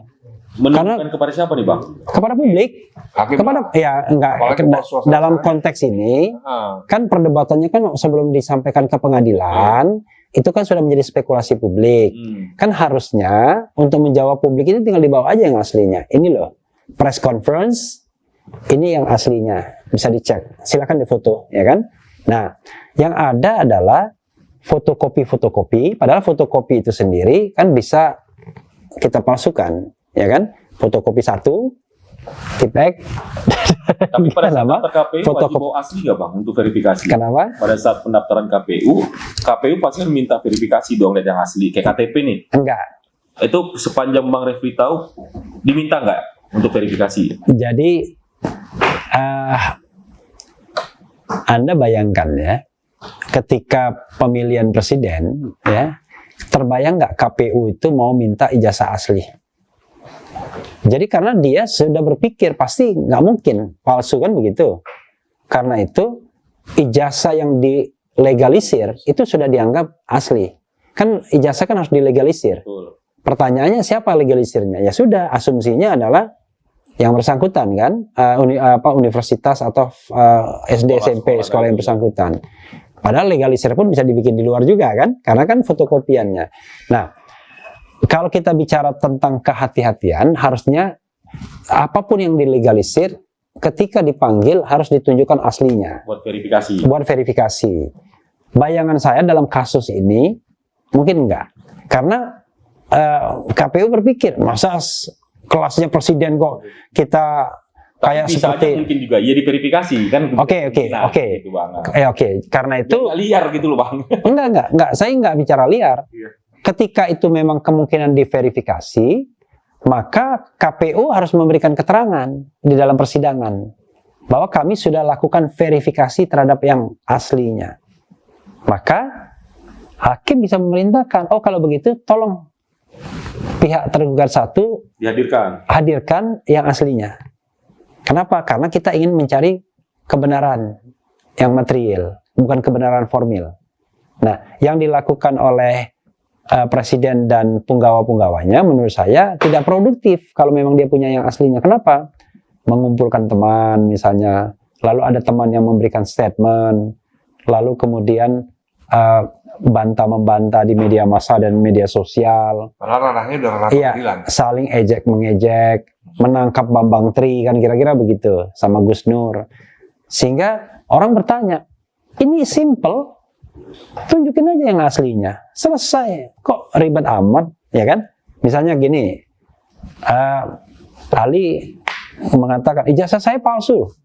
Udah, saya balik ke rumah, saya kumpul, asli gitu. bawa yang asli, selesai. Nah, memang dalam teori perdata, Ali ngomong, yang buktikan kan Ali. Oke, tapi kan nama buruknya di saya. Sebagai orang yang pengen nama baiknya terpelihara, saya harus defense dong. Langsung pada kesempatan pertama, nih, kalau kamu ngomong lagi palsu, saya tuntut kamu. Kan kira-kira begitu setelah saya tunjukkan yang aslinya. Nah, itu yang belum pernah dilakukan oleh presiden sepanjang atas pendek pengetahuan saya. Jadi dia belum pernah press conference, entah presidennya, entah setneknya, yang mengatakan dan membawa yang asli itu. UGM kemarin, dia kan cuma mengatakan, dia tidak membawa dokumen apa-apa, karena dia nggak punya. Kan yang aslinya itu harusnya dipegang Jokowi. Tapi kalau pakai, ini mohon maaf ya bang, Iya. ini saya berbeda dengan abang. Kalau mau pakai paradigma berpikir abang bilang tadi, setiap yang diduga harus membuktikan rame-rame, itu kan menjadi kacau negara ini bang. Artinya, jangankan presiden, kita duga Mas Dhani palsu, Mas Dhani musuh Nggak bisa, konferensi pers. nggak bisa. Harus ada Menteri. buktinya. Harus ada buktinya. Lah itu tadi, yang Ya, kalau apa Bambang Tri kan udah bikin satu Udah. bukti yang persoalan buku itu kan masih divalidasi mas, mesti jelas. Dan sampai hari ini kan kata Bang Refli, apakah itu benar atau tidak? Oh iya itu. Sampai hari ini dipertanyakan juga buku. Oh enggak, itu karena dalam proses perdata itu, kalau seandainya tidak ada bukti tandingan, maka bukti itu dianggap benar. Iya bang, nggak maksud saya tadi Gitu ya. kalau dengan dalil yang abang bilang tadi harus dengan mengkonversi pers terus membuktikan lah. Kalau semua masyarakat nggak semua juga Enggak. cuman Bambang Tri doang. bukan, misalnya contohnya Mas Dhani nih, gue curiga dengan menteri ini palsu misalnya, Mas Dhani dapat yang palsu Nggak mungkin dari seseran orang gitu. karena gue nggak dapet. Ya misalnya, Enggak. Tadi No. Secara faktual, yang mempermasalahkan ijazah palsu itu kan objeknya kan cuma ijazah palsu doang. lah iya. Nggak mungkin misalnya, wah dulu Jokowi itu nggak pinter, lalu saya ke press conference, itu nggak penting. Enggak, Jadi maksudnya ada dalam yang, konteks ijazah bang. nah, I Kita know, kan bisa juga. tapi ada hal yang Kita penting, pertanyakan, ya. ada hal yang penting, ada hal yang nggak penting. Kalau saya misalnya dikatakan Refli Harun bodoh, biarin aja. Enggak, ini kita Ngapain bicara saya- itunya bang. No, I mean, Ijazahnya. I know. Mm-mm. Tapi ketika orang mengatakan Refli Harun ijazahnya palsu, oh nggak bisa saya diamkan. Kenapa? Karena itu berkonsekuensi pada banyak hal. Salah satunya adalah dengan profesi saya, ya kan? Artinya nggak sah dong saya menandatangani apapun dengan nama baik saya, dengan kehormatan keluarga saya. Kalau saya tidak defense untuk hal seperti itu, justru saya merendahkan diri saya sendiri, gitu loh. Tapi kalau orang mengatakan Refli Harun bodoh, bodoh amat, Konteks lain kan ya. gitu. Iya. Atau Refli Harun itu Terlalu pintar gitu, apalah gitu ya. Jadi ada hal-hal yang perlu kita buktikan, ada hal yang tidak perlu kita buktikan. Nah, dalam konteks ini saya berpendapat perlu dibuktikan agar spekulasi itu berhenti. Kan gimana caranya membungkam mulut orang bahwa Mas Dhani, ini ijazahnya palsu loh Mas Dhani. Salah satu-satunya cara tunjukkan yang asli, selesai. Nah, gitu. saya sepakat dengan Bang Refli harus dibuktikan. Tapi membuktikan ini bukan di Pak Jokowi, tapi di penggugat. Artinya harus dibuktikan tapi di penggugat, bukan di tergugat. Gitu loh Mas Dhani. Loh, bukan begitu. Memang iya beban pembuktian di penggugat, tapi penggugat itu sudah membuktikan. Dia kan membawa alat bukti. Jadi alat bukti itu kan itu sudah ditunjukkan kepada hakim. Nah, alat bukti itu harus diuji dengan apa? Diuji dengan alat bukti tandingan. Kalau tidak ada alat bukti tandingannya, maka hakim bisa membenarkan itu. Tapi itu lagi-lagi kalau masuk ke proses pembuktian Bang. Tapi kalau feeling saya, itu beda lagi. Itu kita balik lagi. bukan, artinya kan itu betul pembuktian dari. Tapi kalau menurut saya dalam case ini pasti NU. Karena unsur PMH tadi tidak terpenuhi. Jadi ya kalau terpenuhi gimana? Supaya terpenuhi harus class action ya berarti? Ya masa saya mau ngajarin penggugat gimana sih? Loh, enggak, Nah, itu kan artinya begini yang mau saya sampaikan. Kalau saya mengatakan harus class action dan lain, berarti kan saya mengajari mereka. kan nggak bagus. Ali Lubis bilang kan ini kan nggak akan terpenuhi. Tapi aneh nih ya. Ini kan kita berdiskusi ya. Kalau dalam berdiskusi itu kita nggak apa-apa ngomong secara akademik ya. Jadi gini, saya nih ngomong itu bukan karena saya nggak suka dengan Presiden Jokowi, tapi saya ngomong secara akademik. Hukumnya begini, ngapain kita misalnya nanti takut omongan kita diinikan? Enggak lah, kita kan ngomong apa adanya. Jadi menurut Gitu. menurut ahli sarjana hukum, ahli sarjana hukum ini tidak akan terbukti karena ini digugat oleh perorangan. Ya harusnya class action. Class action. Berarti Gitu. kalau Pejabat aja nantinya mewakili. pejabat yang menggugat. Nah artinya kalau hakim tidak melakukan yang namanya legal breakthrough, terobosan hukum, masalahnya ini akan berlarut. Jadi nanti ya Bambang Tri dinyatakan tidak dapat diterima NU karena menurut pikiran beliau kan saya udah bilang hakim sedang mencari cara kan bagaimana dia menghindar dari bola panas ini. Kalau dia dalilnya Faktanya memang bola panas. iya, kalau dalilnya mengatakan bahwa ini tidak memenuhi unsurnya, maka kan berarti kan belum ditolak. Salah satu unsurnya adalah ini bukan gugatan class action, PMH juga ya, PMH individual class action, harus class action. Udah, nanti orang gugat lagi, nggak selesai juga. Padahal substansinya sederhana, yaitu soal ijazah palsu apa enggak. Jadi kita ribut sama prosedurnya, tapi substansinya yang mudah. Bahkan malam ini pun, kalau istana melakukan press conference selesai. Nih, bawa yang asli ya. Disorot kamera dan lain sebagainya. Proses hukum tetap jalan. Tapi mungkin begitu sudah ada yang asli yang udah kelihatan cetol Proses welo-welo, hukumnya nggak terlalu penting udah. ya nggak penting lagi, cuman paling formalitas doang. Tapi sekarang kita masih bertanya-tanya. The question di dalam publik itu adalah ada enggak sih Presiden Jokowi itu memegang ijazah aslinya? Itu aja. Ada enggak? Gitu. Kalau Itu aja. Ali ya gimana perasaan Ali dalam ini? Ada nggak kira-kira? Kalau bicara perasaan, ya susah Mas. Karena perasaan. Artinya kan persoalan kan dirasa-rasa, enggak dong? Dirasa-rasa itu kan rasa apakah ada atau tidak kan rasa. Tapi saya berkeyakinan ada, Pak. Enggak. Kalau bicara keyakinan, secara pribadi saya itu yakin Pak Jokowi punya ijazah asli. Kenapa? Namanya orang sekolah tentu lulus. Enggak juga. Enggak, logikanya arti gini Mas. Ketika udah bicara SD bernaik jenjang dengan SMP kan perlu ijazah Mas, nggak mungkin memang dong. lulus. Iya, cuman kan yang dicurigai oleh Iya, dia menggunakan tadi sekuensial karena dia menggunakan ijazah ujungnya itu tamatan Iya, 80. Ini kan versi Bang Raffi nanya apakah Bukan versi pertanyaan Bang Mas Raffi. Dani nggak? Bukan versi Bang Raffi. Pertanyaan Mas Dani apakah yakin Pak Jokowi punya ijazah aslinya? Saya yakin punya. Nah, kalau yakin punya, omong sama Pak Jokowi. Pak, udahlah Pak, susah-susah kan Bapak kan ada. Tunjukin aja ke pengadilan. Soalnya kan itu bukan kuasa hukumnya Pak Jokowi. Kan itu jadi ngelamar. bukan soal lamar. Artinya Gitu. kewenangan menyampaikan itu juga tidak ada kan itu Bang. Gitu. Itu loh intinya Mas, gitu loh. Enggak, kalau usul Sampaikan ke publik aja nggak apa-apa. Enggak apa. Nanti kan dibaca, ditonton nanti. Tapi sekali lagi, betul kata Mas Dani, kita itu tidak sedang menghakimi orang. Kita ini berbicara tentang sebuah proses hukum. Nah, kebetulan ini karena bola panas, seorang presiden yang digugat, dan ini konsekuensinya berat sekali. Karena apalagi yang menggugat udah masuk polisi lah. Iya, Itu karena jadi- konsekuensinya adalah ya, kalau dia misalnya dikatakan palsu, kan saya udah katakan pemberhentian presiden. Tapi tidak itu saja. Jokowi bisa dicoret sebagai Presiden Republik Indonesia. Karena dianggap dari awal tidak memenuhi syarat. Artinya, mungkin dia tidak wajib mengembalikan semua fasilitas yang diberikan, tapi the next on dia nggak akan memperoleh fasilitas sebagai mantan presiden. Itu konsekuensinya. Bisa. Misalnya, dapat rumah, ya kan? Kalau nggak salah mantan presiden dapat rumah di Menteng tuh. Anaknya juga Iya. ex anak presiden juga dikawal kan. Iya. Fasilitas itu. Ya pokoknya fasilitasnya. Jadi Bisa dihapus. kalau dia mungkin dihapus sebagai presiden karena dianggap tidak memenuhi syarat dari awal, maka konsekuensi ke depannya ya begitu. Nah, pertanyaan ada yang menarik tadi. Kok nggak digugat 2014? Karena kalau dia gugat 2014 itu tambah ribet pembuktiannya. Kenapa? Berarti KPU harus membuktikan dua hal. Pendaftaran 2014 dan pendaftaran 2019. Jadi sebenarnya cukup dibuktikan satu palsunya, maka ini penggugat ini baik.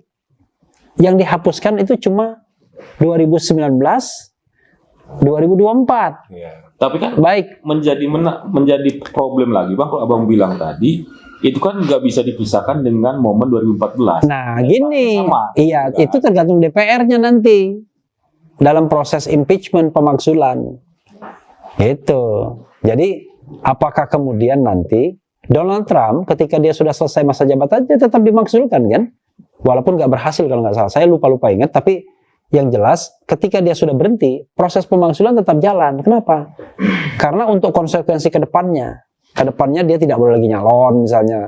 Karena dianggap melakukan kesalahan. Nah, ini ke depannya dia dicoret tuh dari daftar presiden Republik Indonesia itu. Misalnya, karena dianggap dari awal dia tidak memenuhi syarat. Nah, sebenarnya kepentingan dia kan hanya mengatakan ini ijazahnya palsu. That's all. Konsekuensi politiknya itu diserahkan pada proses politik DPR, MK, sama MPR. Karena hukum itu kan tidak hanya law on the paper, tapi law in action. Contohnya begini misalnya, dalam proses pemberhentian presiden kan cuma mengatakan berhenti dan tidak berhenti. Nggak ada yang mengevaluasi apakah dia tercatat sebagai presiden yang lalu apa enggak. Tapi karena ini kasusnya spesifik, maka kita bicara hukum yang berkembang ya dalam aksi, dalam tindakan. Nanti putusan MK bisa aja mengatakan begitu. Dalil Anda terbukti menyatakan bahwa presiden memang melanggar, ya kan? Tidak memenuhi syarat sebagai presiden Republik Indonesia, tidak lagi memenuhi syarat, dan pernyataan tidak memenuhi syarat itu sejak 2014, misalnya begitu. Tapi dibilang, adapun hal-hal yang sudah dilakukan oleh presiden dianggap tetap sah karena sampai putusan ini dibacakan dalam sidang yang terbuka untuk umum. Kan bisa aja dia bikin begitu. Seperti Hendarman Supandji tadi, walaupun dikatakan masa jabatannya berakhir di sini, tidak mundur. ya dampaknya tidak mundur. Karena kalau dampaknya mundur, itu kacau negara kita. Semua tidak sah jadinya. Kalau misalnya Mas Dani pernah mendapatkan penghargaan dari presiden, nggak sah juga. mending kalau yang berbau uang harus dikembalikan, itu nggak sah itu misalnya gitu. Nah, jadi next on aja ke depan, tapi ke belakangnya enggak. Cuma catatan sejarahnya itu dicoret. Dia tidak bisa lagi dicantumkan sebagai Presiden Republik Indonesia. Misalnya begitu. Nah, ini adalah ketatanegaraan. Nanti bagaimana proses selanjutnya Berdampak kepada tata negara tadi. iya, proses selanjutnya memang tergantung dinamika politik. Termasuk begini spekulasinya, dinyatakan ijazah palsu, dia nggak mau mundurkan diri. Oke, Presiden DPR tidak mau memakzulkan. Gimana coba? Maka kita akan hidup dalam bara, ya kan? Dinyatakan palsu, tapi nggak mau mengundurkan diri. DPR nggak mau memproses.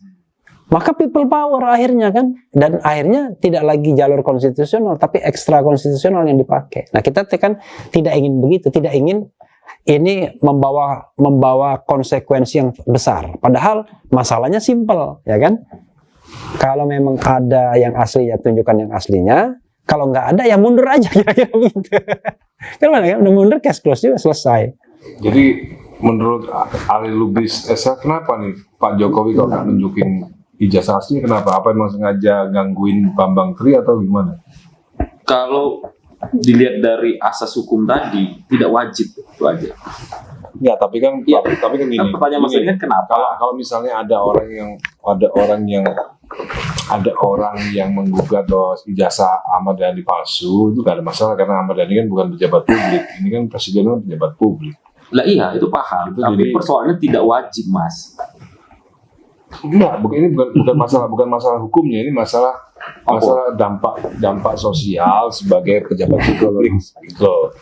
Sebagai pejabat publik, ini kita kalau bicara secara hukum, presiden tidak wajib Ya, ya secara hukum, tapi kok secara sosial ya wajib lah sebagai pejabat publik ya harus dipercaya oleh warga negaranya. Ya, kalau itu kita kalau saya ya. sih kita nunggu waktu ya kalau bicara kata Enggak, maksudnya gini, kenapa kok nggak langsung aja sih kenapa harus membuat polemik gitu? Kenapa nggak harus aja tunjukin yang asli gitu loh? Lah ini mah tidak polemik, Mas. Ini kan udah masuk ranah pengadilan itu tidak ada polemik. Nggak sebelum masuk ranah pengadilan. Ya cuman Bambang Tri yang persoalkan. Ya cuman dia berpolemik. Masyarakat tidak berpolemik. Kan berdasarkan buku Jokowi Undercover. Tapi gini, kalau Ali Bambang Tri yang berpolemik. enggak juga, kalau Ali lihat, saya kan podcast setiap hari itu soal ijazah palsu ini. Kalau lihat masyarakat luar biasa mereka. Bahkan sebenarnya sudah mulai kasar banget, sudah menganggap bahwa apa yang dikatakan Bambang Tri itu benar. Coba lihat, saya bisa buktikan tuh kalau misalnya saya nge-YouTube soal ijazah palsu, kan ada langsung komen tuh. Wah, itu komen-komennya itu udah luar biasa. Harus channel Bang ya. Oh iya. Oh, Reply channel Mas. Di sini juga sama. Iya, sama. Jadi sama semua. Jadi nggak juga. Tapi kalau dalam diskusi ini Bang, saya menekankan titik berat itu kepada prosedur hukumnya Bang. Ya, dia formal sih, formal. Iya, artinya sudut pandang saya kan praktisi hukum Mas Dhani. Artinya melihat dari sudut pandang proses gugatan itu gitu loh.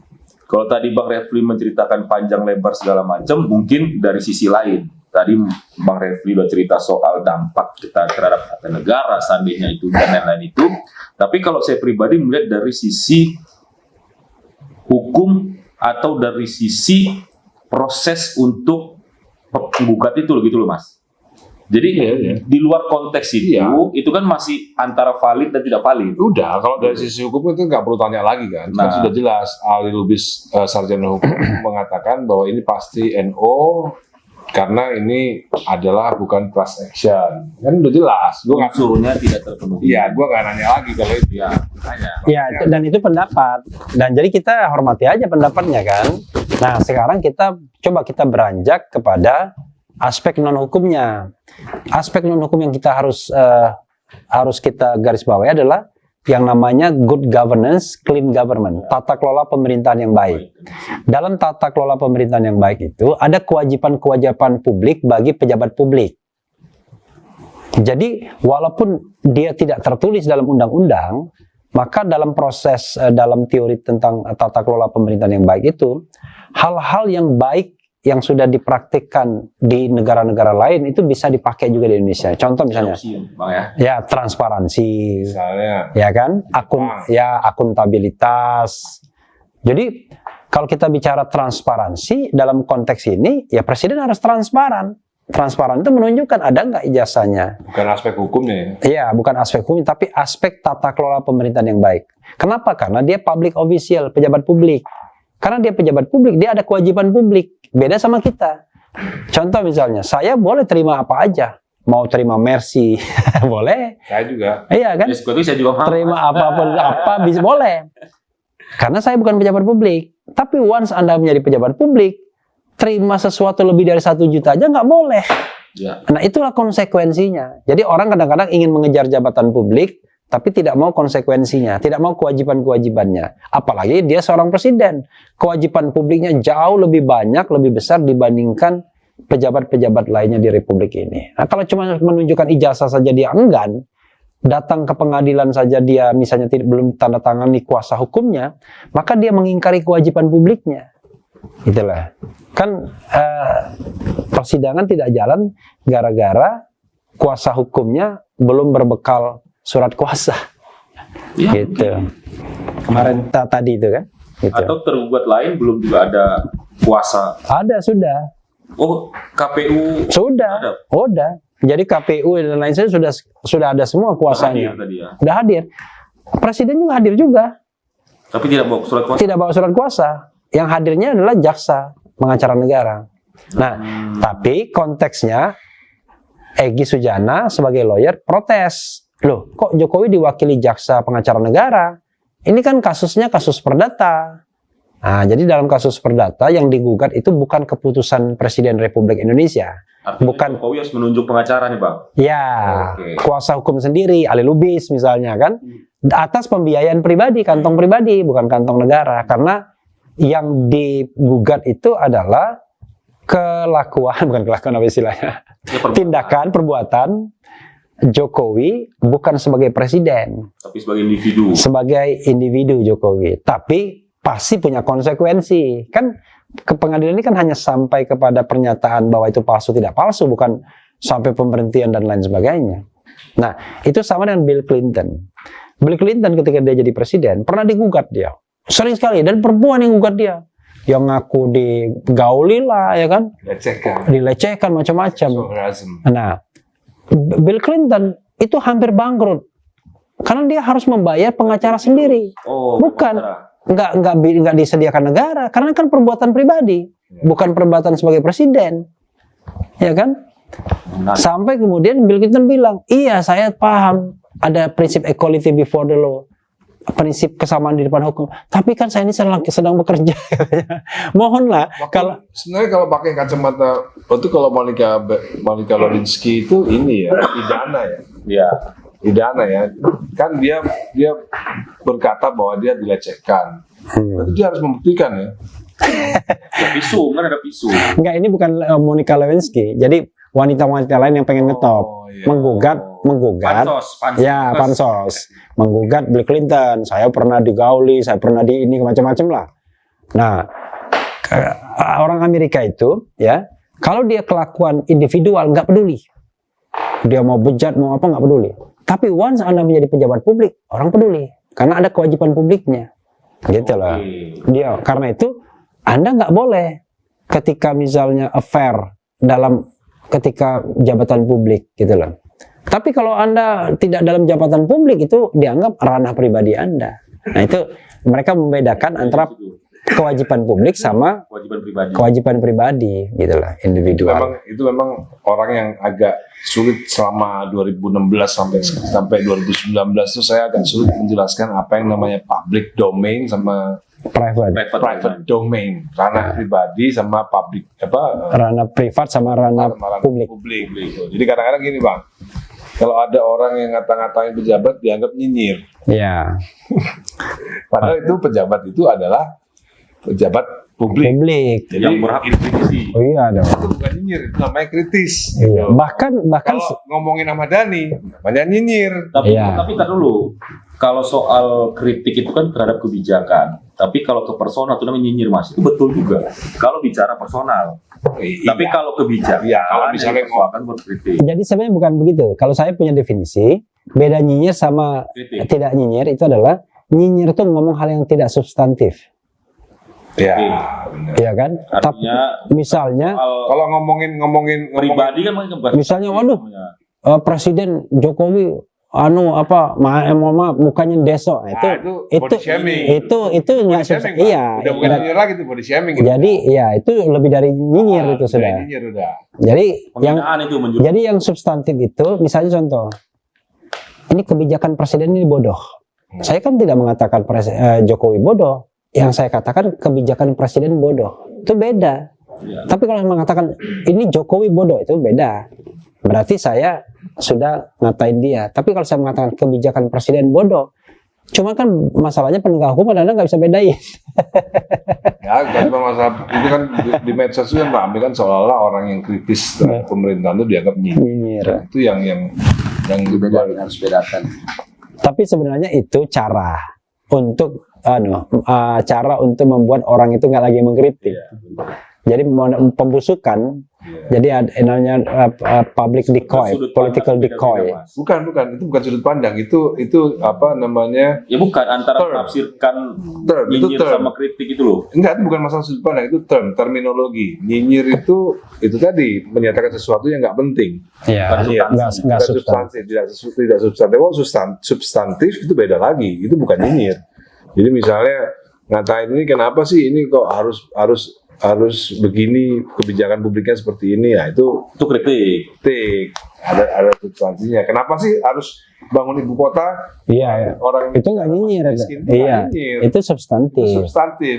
Karena faktanya memang negara kita masih miskin, tapi kok bangun ibu kota itu substantif, bukan nyinyir. Satu lagi pertanyaan Bang Refli, Iya. masalah ijazah palsu ini.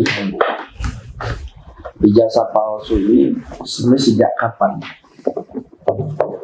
adanya ijazah palsu ini digunakan oleh presiden? Artinya itu kan dari tahun 81 di SMA. Jadi penggunaan ijazah palsu ini apakah ketika dia Belum mencalonkan? tentu palsu loh. Nah, makanya ini Masih diduga palsu. iya, artinya yang jadi polemik sekarang, Iya. ini kapan dipakai nih ijazah ini nih? Apakah ketika Jokowi ini jadi wali kota Solo, Iya. atau waktu lagi pilkada, atau saat pilpres 2014-2019? Iya. Jadi Ya, artinya pada saat pertanyaan yang sebenarnya yang digugat sama Bambang Tri itu yang Bang Tri ini waktu yang mana nih? atau waktu mana? Atau yang dari awal-awal ini? Kok sampai bahasanya ini memakai ijazah orang lain? Apakah dia waktu Diduga ya, diduga. diduga. Apakah waktu dia SMA ini dia tidak lulus? Atau waktu di SMP dia tidak lulus atau bagaimana? Atau waktu dia kuliah dia tidak kuliah? Nah, ini kan banyak kaitannya nih, rentetan. Iya. Itu rentetannya. Jadi yang dipermasalahkan sekarang adalah ijazah yang mana? Nah, dalam artian kok ya bahasanya punya Hari Mulyono dari tahun 81 SMA-nya itu. 80 kalau hari Mulyono. Hari Mulyono. Sementara dia kalau dia mau benar-benar sekolah lulus artinya 81. Nah, di sisi lain itu kan belum kepikiran dia nanti akan punya jadi wali kota kah, atau jadi gubernur DKI kah, atau nanti jadi presiden. Nah, itu kan udah kayaknya sudah terprediksi dari dulu tuh. Iya. Nah, ini Berarti pertanyaan. kesimpulannya beliau juga ragu. Lagu apa? Bukan ragu, artinya Terhadap kepalsuan itu ragu. Berarti asli, benar. Sekarang sejak 81 sudah digunakan. Kan tidak terpikir, Mas, 19 tahun kemudian jadi atau mau nyapres atau mau nyagub itu nggak kepikir, Mas. Enggak gini, Betul loh. Kalau saya Enggak, Bang. bukan dibanding artinya dia kan ini pakai Hari Mulyono tahun 80 nih. Gitu. Sementara kalau menurut Triningsih, kalau emang dia sekolahnya lulus 81 dia baru akan lulus. Jadi kan spare waktu setahun ini. Nah, dia pakai ijazah ini Apakah di 81 Iya, ini dia inti pertanyaannya ngapain sih mesti pakai palsu kan gitu logikanya kan. Betul. Nah, Ya, artinya itu. ini dari sejak kapan dipakai? Apa ketika pemilihan wali kota Solo, atau kan nanti waktu saat pilkada DKI, atau pilpres 2014, 2019? Ini kan rentetannya panjang. Iya, saya justru terinspirasi nih dari Ustadz Eka ya. Sebentar, Bang. Ya. Aku tambahin dulu, Bang. Oke, silakan. Ingat dulu. Jadi gini, Bang. Semisal itu palsu, ya. Ini pertanyaannya cukup penting ini. Semisal itu palsu, untuk apa memasukkan ijazah? Lah iya. Kan toh jadi presiden kan jadi SMA-nya, ijazah SMA-nya kan cukup. Jadi Kenapa harus pakai Hadi Mulyono kan gitu? orang jadi presiden itu ijazah SMA-nya bisa kok. Ya kan? Kenapa harus dipalsukan? Oke. Mega jet. Iya, Iya, oke. artinya kalau bicara hukum pidana mens rea niat itu apa? Nah, makanya kalau ini sebelum Bang Refli sebagai penutup yang akan panjang lebar nanti, kalau saya sih melihatnya Mas, itu penting amat sih bagi seorang Jokowi pada saat itu ya, pada saat tahun 80-an itu, kalau memang apa yang diduga oleh si penggugat hari ini itu palsu sejak tahun 81 menggunakan ijazah orang dan bla bla itu, penting amat gitu loh Mas. Sampai SD, sampai SMP, sampai SMA. Padahal ijazah itu digunakan, katakan kalau kita tarik ulur waktu ya, kayak wali kota Solo paling sekitar berapa sih? Kecuali dia nggak tamat SMA nih. Kecuali dia nggak tamat Bukan, SMA. kepentingannya itu loh. Artinya kan kalau memang selama ini kayak Mas tadi bilang seumpama palsu, artinya kan dari kurun waktu tahun 80 atau 81 itu menuju wali kota Solo itu tahun berapa dia wali kota Solo? Ini kan pasti panjang. Apa sih ininya dia, motivasi niat dia gitu loh. Padahal dia kepikiran pun nggak mau Yang jadi pasti kan pejabat kita gitu nggak tahu dipalsukannya kapan, kita nggak tahu. Kalau menurut Bambang Tri kita nggak tahu dipalsukannya kapan. Nah, itu Kan? yang saya bilang tadi. Dipalsukannya kapan? Terus nomor 2 pertanyaan penting itu buat apa dipalsu? Kalau misalnya ijazah SMA pun bisa untuk jadi presiden. Benar nggak? Lihat. Ya kan? Ya, jadi saya bisa jawab Dia itu. mau lulus 80, mau 81, Nggak, saya Kecuali dia nggak lulus SMA. saya bisa jawab itu. Jadi kalau kita baca Jokowi Undercover ya, itu Bambang Tri mengatakan bahkan Jokowi itu tidak lulus SMA. Oh, menurut Bambang Tri tadi. Oh iya, sepastilah. Menurut saya. Meyakinkan dulu Mas. ya, Jangan- mens rea-nya itu. Ya. Jadi Mens rea dia itu. tidak, menurut buku itu dan menurut Bambang Tri ketika saya interview, dia tidak lulus SMA. Waktu kelas 1 dia nggak naik 2 kali kata Bambang Tri. Nah jadi dia tidak pernah lulus SMA. Apakah Bambang Tri terlalu berlebihan atau enggak sih kita nggak tahu. Tapi itu menurut dia. Nah kalau itu soalnya, maka pasti tidak ada ijazah SMA-nya. Ya. Kalau tidak ada ijazah SMA-nya, ya maka segala jabatan publik dalam ranah pemilihan ini dia tidak memenuhi syarat kalau dia tidak menggunakan jasa orang lain kan. Nah jadi kalau misalnya benar apa yang dikatakan Bambang Tri itu tidak ada ijazah SMA-nya, maka ya ini maka kan jika maka bisa dipastikan dia melakukan pemalsuan itu sejak mendaftar wali kota, ya kan? Tapi kalau dia ada ijazah SMA-nya, ya kita nggak perlu masukin. nggak perlu masukin. Tapi jangan lupa orang kadang-kadang ingin mempertinggi leverage-nya, Oke. ya kan? Waduh kalau Sok-sokan. ya kalau cuman Nilai. jangan lupa banyak juga orang yang palsu ijazah doktornya. Padahal untuk menjadi calon gubernur, bupati, wali kota nggak perlu kan? Tapi kan nggak keren tuh kalau cuma SMA kan? Nah biasanya orang tiba-tiba ada ijazah doktor, ternyata doktornya palsu. Ada itu ya. Iya. Nah ketika doktornya palsu, maka dia itu bisa didiskualifikasi tetap walaupun syaratnya SMA. Why? Karena dia sudah melakukan perbuatan tercela. Tapi kan itu masih Sudah melakukan pelanggaran dokumen. karena pidana, Bang.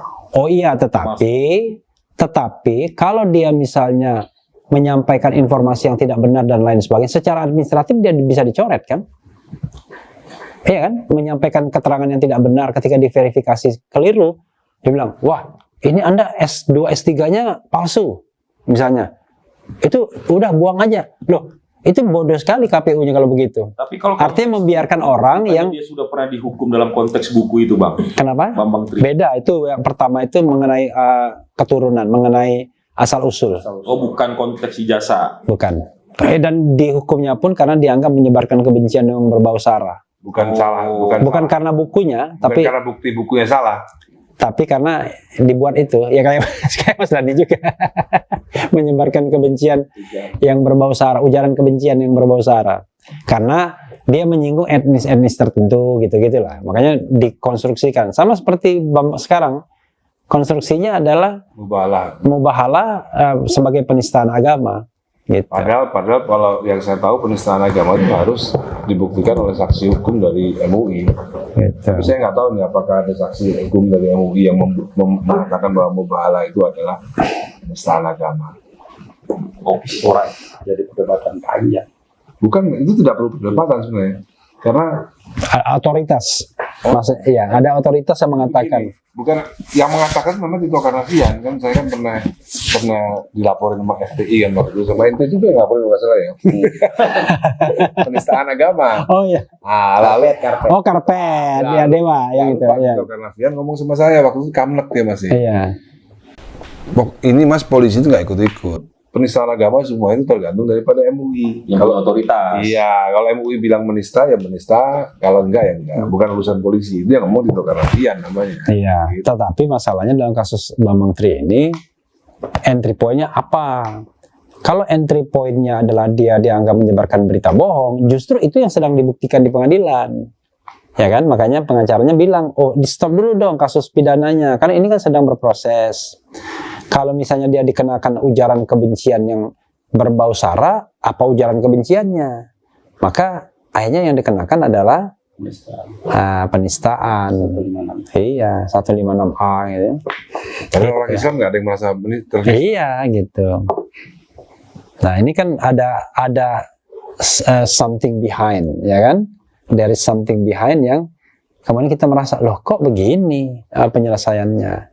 Nah, cuman masalahnya kan mayoritas tuh keep silent, ya nggak berani ngomong gitu aja. Tapi itu kan masih Yang berani ngomong kan cuma Ali Lubis, tapi membela dia.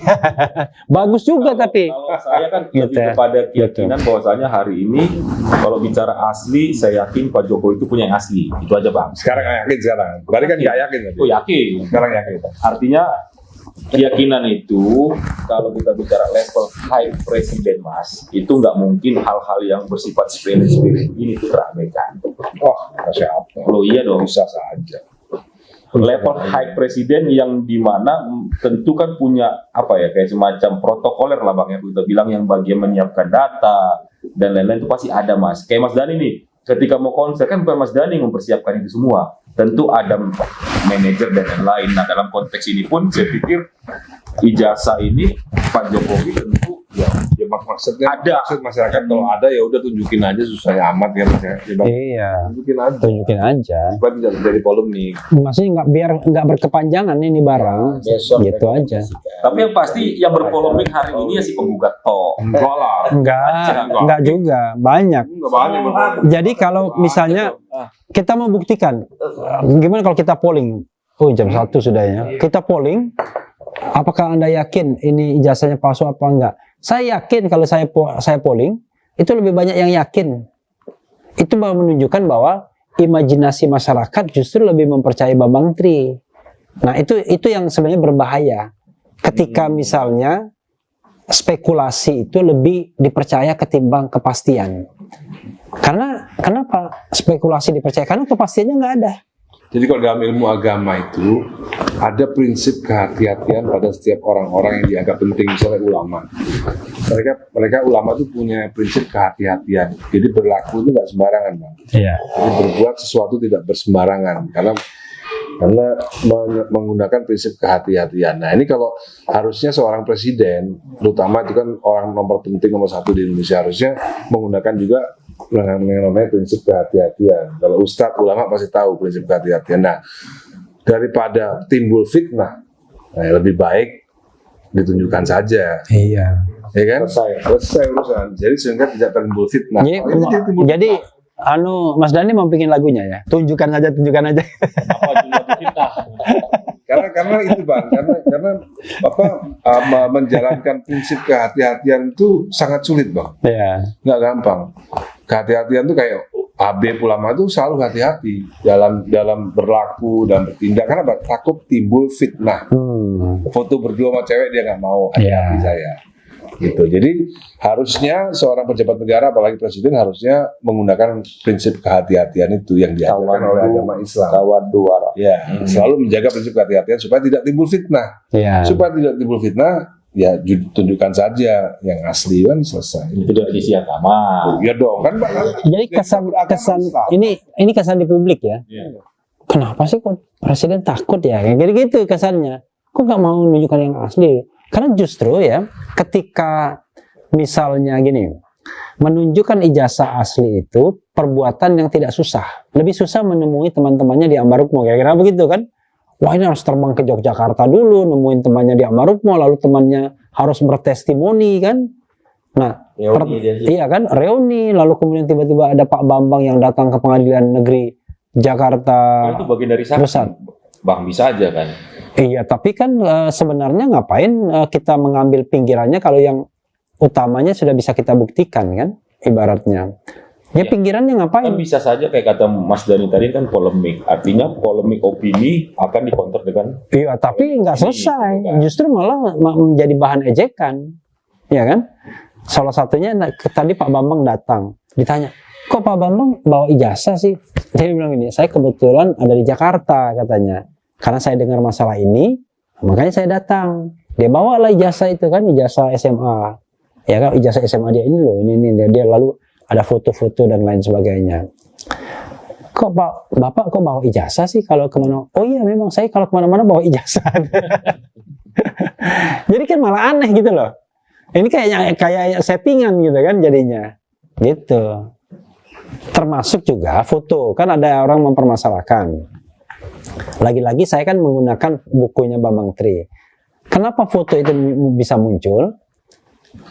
Misalnya ada foto dia di naik gunung kan, foto kegiatan Silvagama.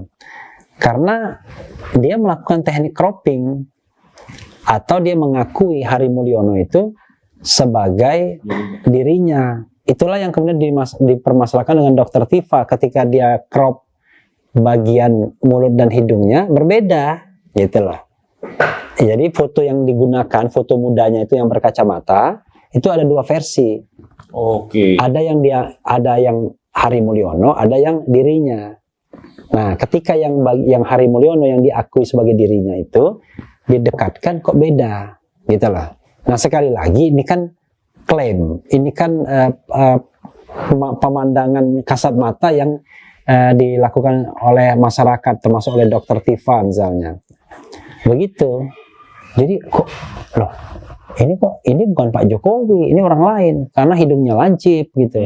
Gitu loh. Udah mulai ahli gestur apa namanya istilahnya, ahli apa namanya? Ya, gitulah. Nah, gitu loh. Ketika misalnya yang dipakai adalah muka Pak Jokowi, dalil Bambang Tri itu Photoshop gitu lah. Jadi kepalanya diganti. Gitu. Karena kan foto-foto yang ditunjukkan kan semua fotokopian. Nggak ada foto yang langsung asli, itu nggak ada. Semua fotokopian. Bambang Tri itu. Ya. Gitu. Jadi gini, kalau benar, sekali lagi kalau benar, kita nggak boleh menuduh bahwa pasti salah kan, seperti Mas Dhani bilang tadi. Kalau benar, ini by design gitu lah. Misalnya melakukan mobilisasi teman SMA. Bambang Tri udah cerita. Mereka yang kan kalau dalam hukum biasa kan, kalau misalnya pilkada tiba-tiba kita bikin saksi-saksi yang settingan itu kan, kira-kira begitu. Nah, itu Bambang Tri sudah menceritakan itu bahwa si X, si ini adalah settingan. Konsekuensinya dia dapat jabatan apa, dan lain sebagainya. Jadi mereka berkata gitu. Tapi yang saya dengar Bang, waktu awal muasal muncul buku itu kan dia ngaku teman SMP kalau nggak salah Bang ya. Kenapa? Bambang Tri. Pernah dengar nggak? Nggak pernah dengar. Tapi terakhir dia ngomong dia nggak pernah kenal sama Jokowi. Terakhir yang saya dengar. Nah, itu penting, Mas. Gitu. Membuktikan bahwasanya hubungan kausalitas itu tidak ada. Iya, berarti harus class action kan. Artinya Oh enggak juga, kausalitas itu nggak harus kenal. Kausalitas itu tadi saya katakan. hubungan hukumnya Bang, antara si Bambang Tri dengan Jokowi, hubungan hukumnya sebagai apa? Kalau bisa Bisa juga. katakan nih Bang, ini quote and quote, katakan teman sekolah. Artinya kan dia punya hubungan, dia persoalkan itu karena apa? Karena saya ini teman sekolah dan tahu. Nah itu, ini kan enggak Bang. Artinya dia pihak yang tidak kenal. Oh bisa, dia jurnalis dia. Dia jurnalis yang melakukan investigasi. Itu kepentingan dia. Pertanyaan lagi, Bambang Tri pada saat itu sebagai jurnalis tidak melakukan investigasi ini. Kan menjadi pertanyaan baru, Bang. Kenapa? Menjadi pertanyaan baru ketika dia menyusun buku ini, melakukan investigasi, dia sebagai apa? Kalau sebagai jurnalis kan harus dibuktikan lagi dia pada waktu itu sebagai jurnalis. Itu kan pertanyaan baru lagi. Ya dong, logika hukumnya seperti itu. Kalau main asal investigasi, uang sensus dong, Bang. Enggak, dia tidak bicara logika hukum sebenarnya. Dia bicara logika pembelaan yang sebenarnya bagi kita gampang. Kan gini loh, saya Ahmad Dhani itu tidak sedang mengatakan Pak Jokowi salah. Kita ini menawarkan sebuah jalan yang juga ditawarkan Amin Rais. Ya kan? Yang Mas Dhani share itu loh. Iya. Oh, tunjukkan aja yang aslinya. Susah banget. Karena perdebatan kita ini jadi relatif semua akhirnya. Karena kan tidak ada kebenaran yang mutlak. Apa yang saya sampaikan itu kan menurut pendapat saya. Ali mengatakan menurut pendapat Ali. Begitu juga Mas Dhani. Ya, tapi yang paling penting adalah yang bisa menjawab semua ini adalah kalau ada ijazah itu di depan mata kita lihat. Selesai barangnya. Selesai dengan diskusi kita juga. Itu Mas. Malam ini. Satu. Lama loh.